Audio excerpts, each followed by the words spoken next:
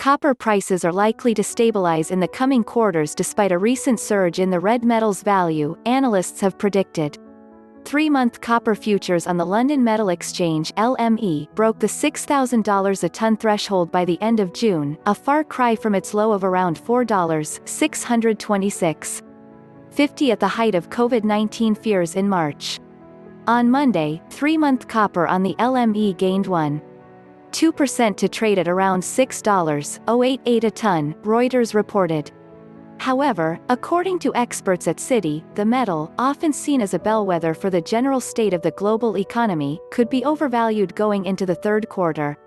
The copper rally over the past month from $5.700 a ton to over $6,000 a ton has occurred against a backdrop of flat to falling equity prices and bond yields, leaving copper looking overvalued by $220 to $420 per ton based on these historical relationships, analysts from the bank said in a note last week.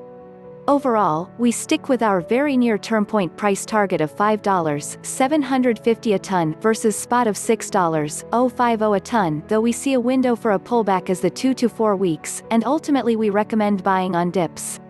Analysts at Saxo Bank, meanwhile, have been even more bearish in their outlook for the red metal.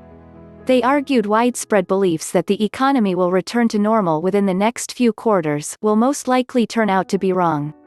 Copper's recent recovery to pre-pandemic levels will challenge the metal's ability to reach higher ground in the third quarter, Ole Hansen, head of commodity strategy at the trading firm, said in a recent note.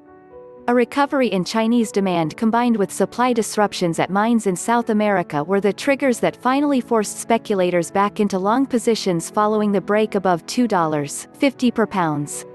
The risk of a second wave, especially in the US and China, the world's two biggest consumers, may force a rethink, and we see no further upside during the coming quarter.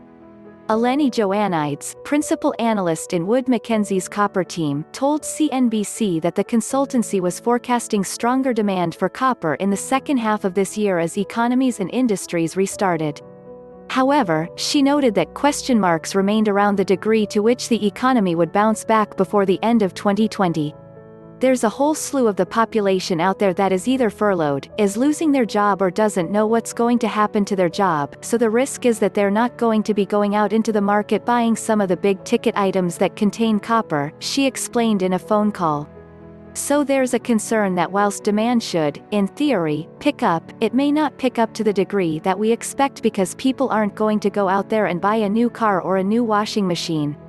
While Wood Mackenzie's outlook for copper demand was upbeat, the group's analysts did not expect a dramatic rally in prices.